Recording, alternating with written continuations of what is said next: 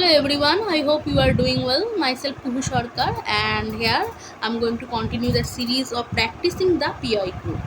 So here I took this paper December 2008 English paper. So let's see the questions and its explanation. So first is the Victorian period refers to the reign of Queen Victoria of England during, so you know the answer, and the answer will be 1837 to 1901. So this time also they ask the chronology of this period. So Victorian era of British history was the period of Queen Victoria's reign from 20th June uh, 20 June 1837 until her death on 22 January 1901. It was a long period of peace, prosperity, and refined sensibilities and national self-confidence for Britain. Then the Rambler appeared every day. So the Rambler appeared in Tuesday and Saturday. So it appeared in Tuesday and Saturday. Sorry.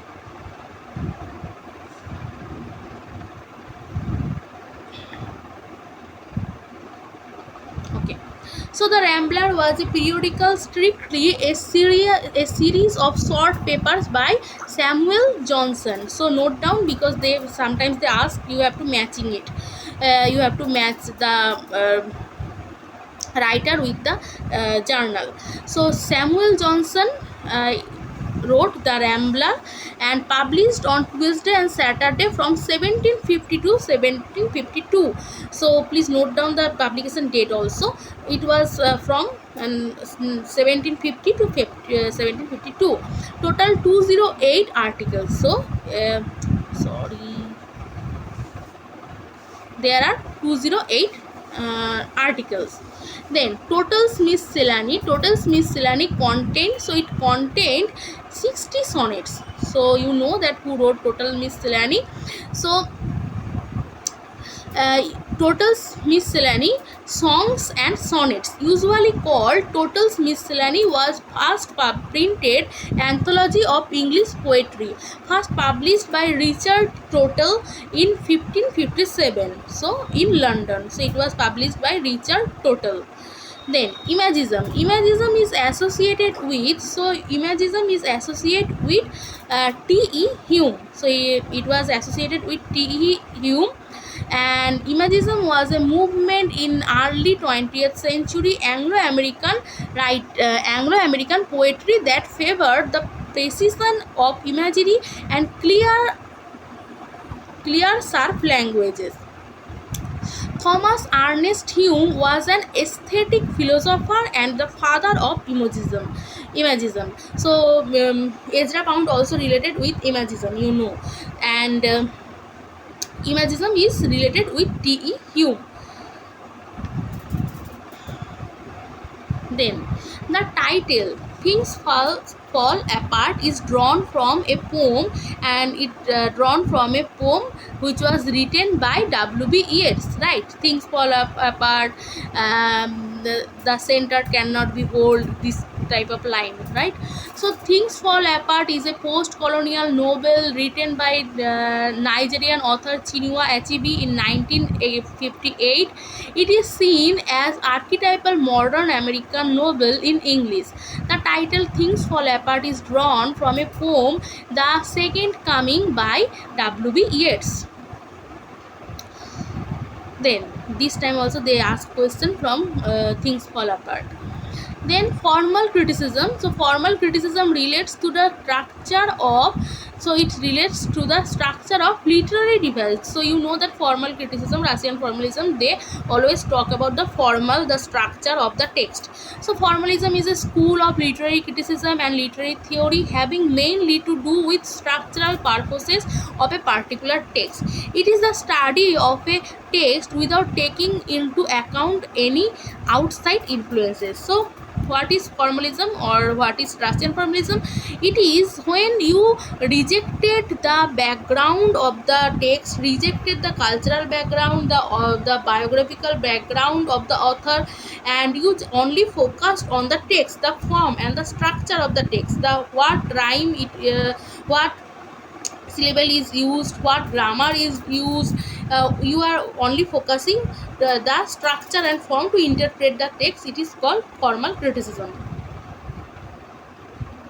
Then a foot in prosody is a basis unit of, so a foot in prosody is a basis unit of a rhythmic measurement. The foot in the is the basic metrical unit that forms part of a time of verse in most Western tradition of poetry, and the unit is composed of syllables, the number of which is limited.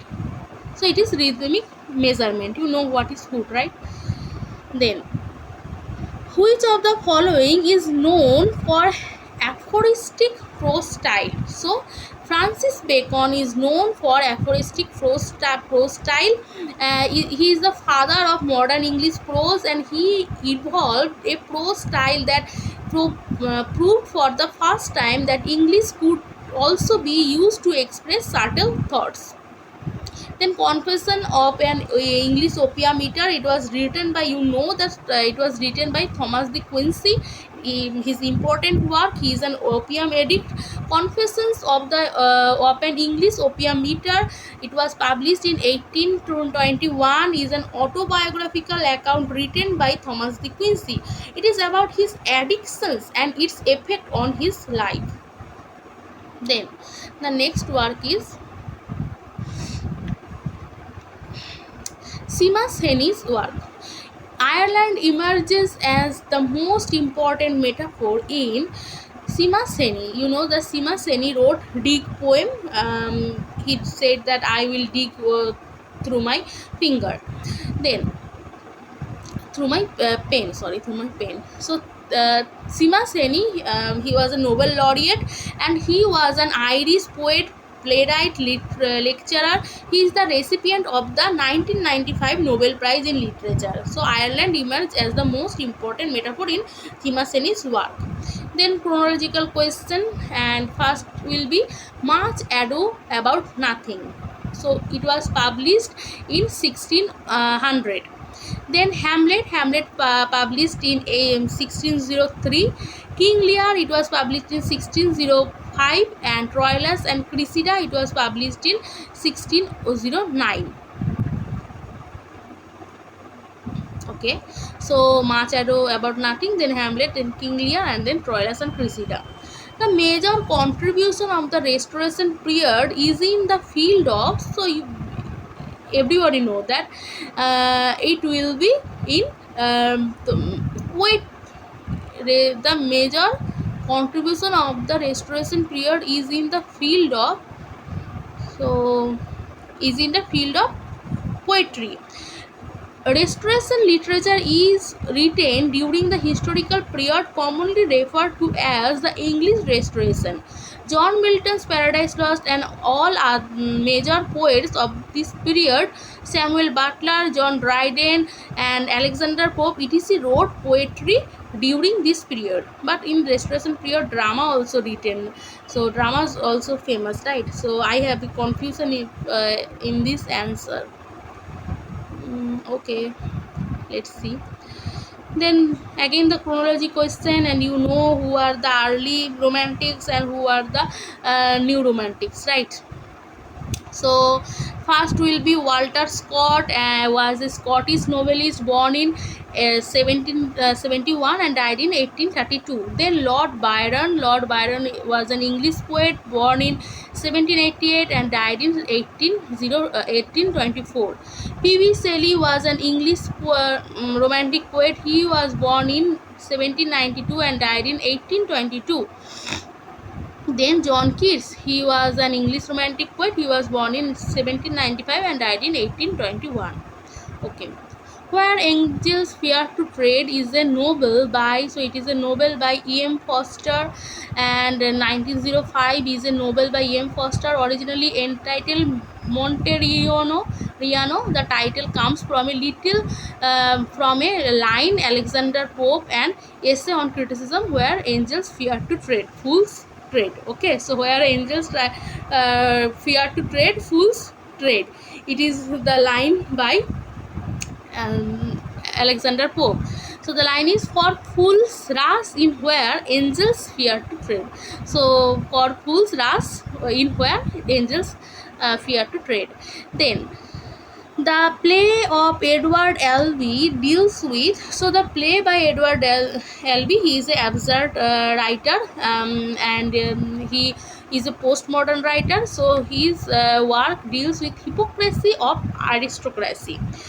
Edward Franklin Albee III, he was born in 1928, is a American playwright. His works are often considered as a well-crafted, realistic examination of the modern condition.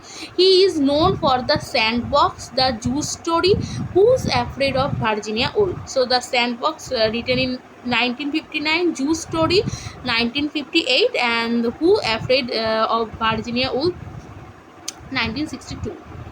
Then heptameter consists of 7 metrical feet. So it is a type of meter where each line of verse contains 7 metrical feet. It was used frequently in classical prosody, and in English the line was used frequently in narrative poetry since the Romantics. Then the formalist school, again they asked the question, I don't know why. So the formalist school is the baseline of formalism of literary criticism. Literary theories in art history. Formalism is the study of art by analyzing and comparing form and style. The objects are made, they are purely visual aspects. Okay. The Loneliness of the Distance Runner is an important work by Alan Silito. So it is an important work by Alan Silito. It is a short story by Alan Silito, and it was published in 1959. So as I already told you that it is about that how the writer, how the protagonist running from his suffering, from his pain in life. So the Loneliness of the Long Distance Runner by Alan Silito. Rugby Chapel is a poem by Matthew Arnold, and it was written to the memory of his father. So it was written to his memory of his father, and he was a British writer, poet, and Victorian era.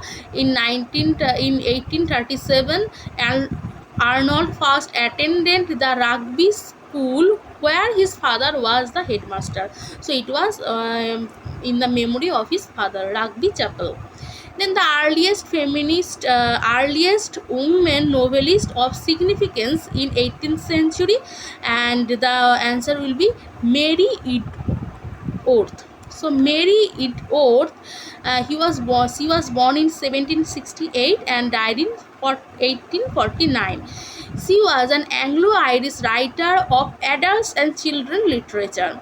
She was one of the first earliest writer in children's literature. So the earliest women novelist of significance in 18th century is Mary Edgeworth. And you know that other writers also you can search, because sometimes they ask questions from Apraben's Orinoco, and other writers are important, so you can search. Mrs. Gaskell also important, Mary Russell also important, and you can write the important writings of this writer in the comment section. Then, cut in the branch that might have grown full straight is the line that occurs in, so it occurs in Dr. Faustus. The tragic history of the life and death of Dr. Faustus, commonly referred to simply as Dr. Faustus, is a play by Christopher Marlowe, first published in 1604. So, cut in the branch that might grown full straight. So, it is line from Dr. Faustus. Then Pope's essay on man can be read as a poem of, so it is can be read as a poem of philosophical apprehension of life. An essay on man is a poem published by Alexander Pope in 1734 to 1735. 1733 to 1734. It is an effort to rationalize or rather vindicate the ways of God to man, a variation of John Milton's claim in the opening line of Paradise Lost that he will justify the ways of good God to man. So it is a philosophical apprehension of life.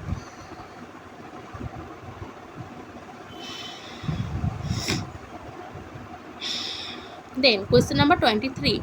The term Victorian evokes the attitude of, so it evokes the attitude of moral earnestness.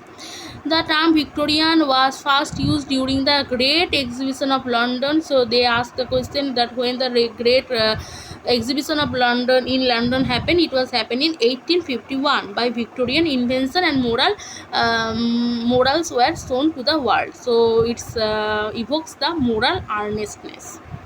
Then question number 24, the second last, which is Larry Slade is a character in. So Larry Slade is a character in The Iceman Comet is a play written by American playwright Eugene O'Neill. So it is written by Eugene O'Neill in 1939 and published in 1946. The character Larry Slade is a former syndicalist anarchist in the play. So the character Larry Slade appeared in Iceman Comet, which was by Eugene O'Neill, and it was published in 1939 and published in it was written in 1939 and published in 1947. Larry Slade. Then the last question for today, which is iambus. It is a metrical food consisting of it is a metrical food consisting of two syllables. An iamb or iambus is a metrical food used in various forms of poetry, and it refers to a food comprising two syllables. One is untraced followed by stressed, right? So untraced followed by stress is called iamb or iambic. So that's all. I hope you like it, and if you like it, please hit the like button, and you can write on the comment section. So thank you for giving your time.